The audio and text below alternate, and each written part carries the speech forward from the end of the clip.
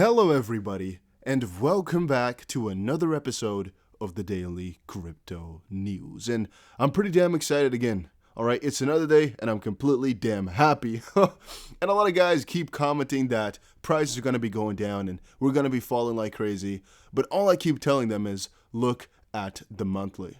Just take a look at that and then tell me again that things are looking bad.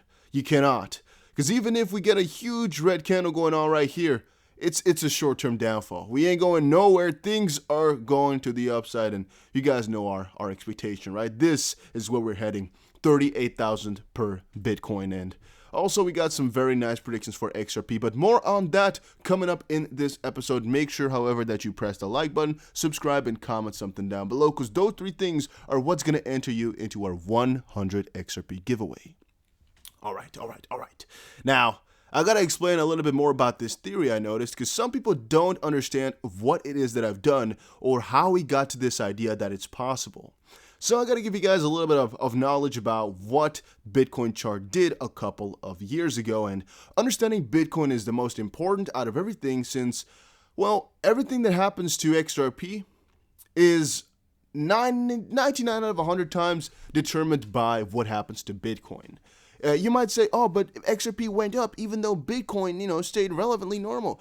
It can do that within margin, but it's generally, if Bitcoin is not having this uptrend, XRP won't do properly either. Just keep that in the back of your head. It's very important knowledge, and we'll talk more about it in just a second. But for Bitcoin, what we did to get this chart on top of it is just take this move right here. So from all the way in, the beginning of 2017 to, I believe, like April 2018, I just literally pressed this button right here, bars pattern, and I copied it. All right, just you copy it like this, you get some bars. And in this case here, I try to mix and match it just a little bit better with the chart, because this one doesn't apply too much. So I just went a little bit like this to see which one fits the best.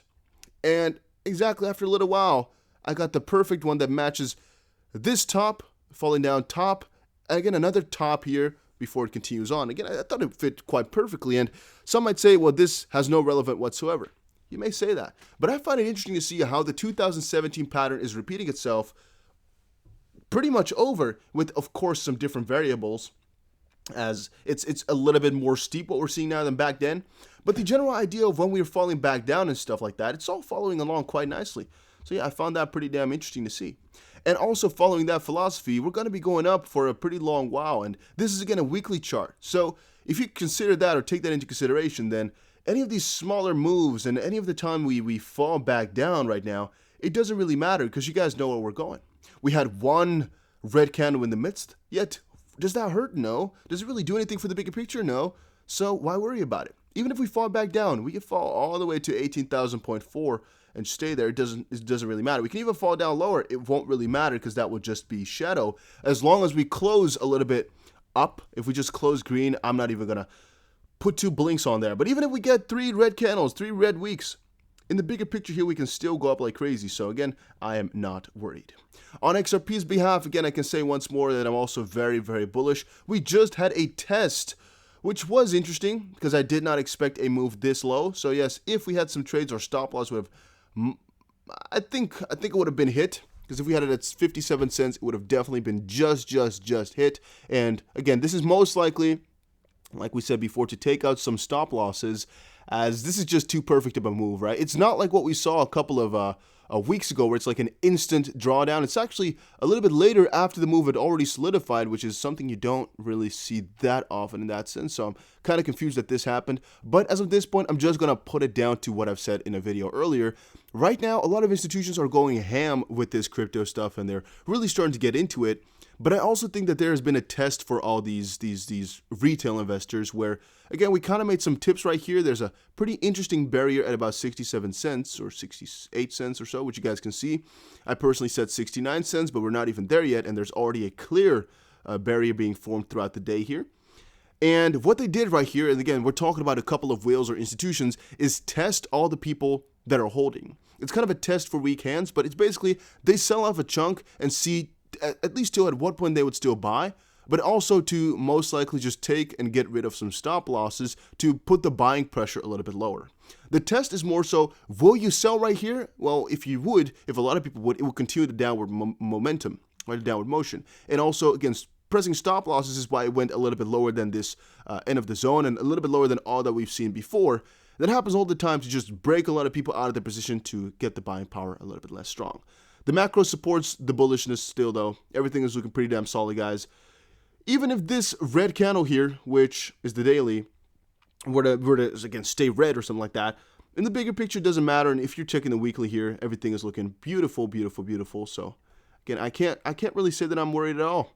I can't really say that I am. I can't really say that I am at all. XRP to BTC is also looking pretty damn interesting. So I've been thinking about going for a trade on this one, actually. I don't really do that. But the main reason I'm thinking that is because, well, we established yesterday that this may be the start of the uptrend for XRP to BTC, just like how Euro to US dollar has been moving just a little bit. And where we could enter this one is kind of something I'm debating right now, because I don't really have that many insights on this one, and I don't know if we should be trusting patterns in this one either at all. It's still not really proven for me that XRP to BTC will work and that this is something we should be trading, because I sometimes see as this is just too manipulated. XRP is being manipulated, Bitcoin is being manipulated, but then the whole pair of XRP versus Bitcoin is a very scary one to be trading then, since again, Bitcoin and XRP could be going up like crazy at the same time, and most of the time we just have to time it for when Bitcoin goes on a crazy rush, and after that altcoins do. But right now you can see that things went for the worst, at least for right now, just a little bit. But once more, the position is solidified. The monthly for Bitcoin has closed so ridiculously high that things are looking very, very bullish. Even if we were to make a red candle like this, even if it were to fall down halfway to here, it's not going to matter too much, guys. I'm going to say as long as we don't dip down further than this, all is good, because that would repeat the pattern that we saw back here. For the rest, everything is still looking bullish. XBDUSD, as I said before, I'm so bullish on that one. I'm not really debating about trading this one because I think everything is solid. Everything you bought at this time is just looking good. However, I do see an interesting kind of situation building up, because if you check XRP, wow, that one is looking pretty damn juicy. If you check Bitcoin, we saw before, it looks pretty damn juicy. If you check ADA, it's okay. I mean, it's not that amazing, really, in comparison to what you see with XRP. You guys see what I'm trying to say? This one ended really, really green. Bitcoin ended really, really green, really positive. ADA, however, is kind of is okay. It's really not looking that beautiful. LTC is also looking pretty beautiful. Not perfect, but pretty beautiful. Ethereum is looking amazing. Of course, we got Ethereum 2.0 launching today, so that one is doing amazing. VeChain on this one is also not doing that splendid, since it already made a top a couple of weeks ago right here. Also not looking that amazing. XLM, on the other hand, is... oh, no. I actually thought this one would be a little bit more green. But no, it's also very, very red. This one is also taking a good hike then, a good dip.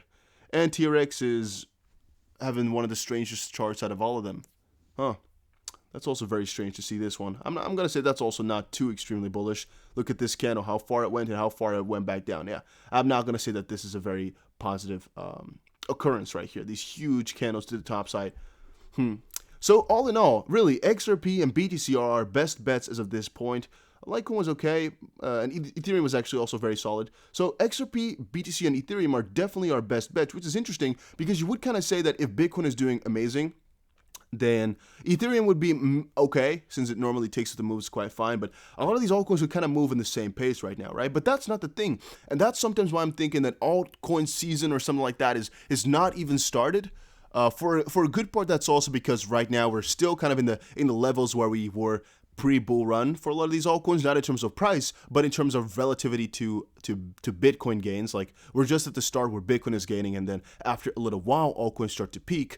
Mind you that Bitcoin, after it hit an all-time high, like 3 weeks later or so, or how many weeks later, is when XRP hit its all-time high. So if we predict that Bitcoin is going to hit all-time high 28th of December of that week, then theoretically speaking, right at this point, right somewhere right there is where altcoins should hit their peak, which is a couple weeks later. But I don't know if this one is perfect, right? You could always kind of extend it just a little bit to your liking, and because moves are not as perfect as they may seem. You know, it may even be that this is more of what it looks like, right? Where this is the first wave, this kind of encouples the first. This is going to be the second, where we're going to be going up right now, and then going to fall a little bit downwards, and then that was where we're going to spike, and we'll end up all the way in February or March. Those things we don't really know, all right? This is just a little bit of an example of what could happen.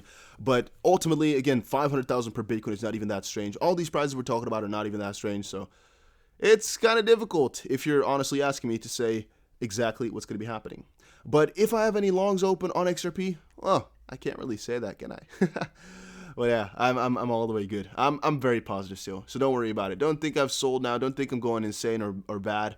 We know the fundamentals. We know why we're holding this project. We know everything about it in that sense. Things are looking amazing. Ripple, XRP, and RippleNet perfectly suited for all CBDCs worldwide. Ashish Birla is convinced that local CBDCs can be moved easily and quickly on RippleNet.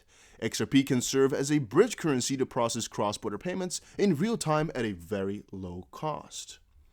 Ripple CEO says scammed people think he stole their money, which is a very interesting article as well. It's just the thought of a lot of people in the community because they see a name and they're like, oh yeah, this guy has scammed me or stolen from me. And I think a lot of people who also got scammed by a Dusty BC imposter might really hate me now. They're like, you bastard, you scammed me. But no, they're scammers. I'm never asking you to send me money in the comment section. I wouldn't reply to you like that. I would never send you a number to text in the comment section. So no, it is not me. But I think Brad has it on a way bigger level because these giveaways that's going on, I have like tens of thousands of views and they're on looking like official Ripple channels or Brad Garlinghouse channels. So whenever they don't get money, it kind of feels to them as if Brad Garlinghouse stole it. Ripple CEO complains about getting death threats from scam people on a recent podcast. YouTube's legal victory over Ripple. Oh, so they actually won? As reported by You Today, Ripple took YouTube to court over its failure to remove XRP-related scams from its platform. We would notify them of this, and they would take weeks, months to take these things down. It's really frustrating. I've got death threats from people who lost money on these YouTube scams. They think I actually stole their money. Not only did YouTube fail to make the proactive approach, to dealing with these scams, but it went to ignore them even when notified by Ripple. A legitimate and popular YouTube creator, often with many thousands of subs, is targeted via an email spear phishing attack. By responding to the email, the creator unknowingly and unintentionally shares his or her YouTube credentials with the attacker. These credentials are then used to strip the creator's YouTube channel of its content, including all videos, and to transform it into a channel that impersonates Ripple and or Mr. Garlinghouse official channel, for example, looking like this, with sometimes thousands upon thousands of viewers. And they had a lawsuit going on, but eventually the court granted its motion to dismiss the suit, concluding that YouTube cannot be held to the same tight time period to investigate scams as Amazon or eBay. The problem is not limited to one website. Garlinghouse claims that Instagram erroneously determined that a fake account that was impersonating him was a legit one. And we also saw that problem with David Schwartz, right, where they banned on YouTube David Schwartz's real channel for impersonating, which is interesting. And a company balks at XRP due to regulatory uncertainty. In the podcast, he mentioned a couple of things concerning regulatory uncertainty, which, for one, is a really big issue. But another one is just something that's holding them back, right? One is it's an issue because people don't know what they're up for. But another one is like XRP and Ripple could have been so much further had they not had this problem, right? And that's sometimes so sad to think about. Money pours out of gold into favor of Bitcoin. As Bitcoin reaches all-time highs, investors on Wall Street are abandoning precious metals in favor of Bitcoin. More than $5 billion worth of precious metals have been dropped from investment funds, and this number is only going to be getting higher, guys.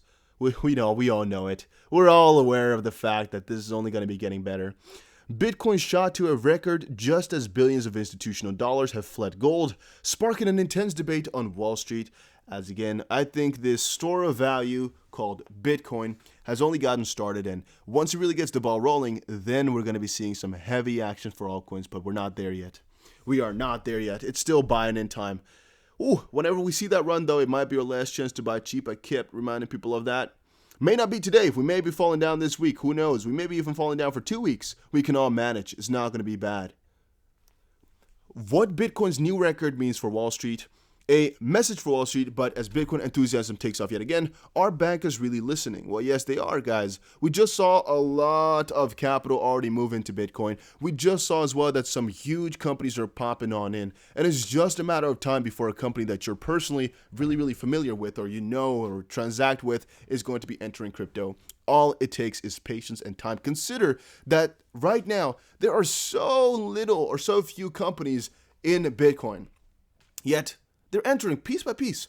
Every time we just see another name, we're like, oh, Okay, that one is that one. Oh yeah, okay. Oh, and that one. Oh yeah. Like PayPal now.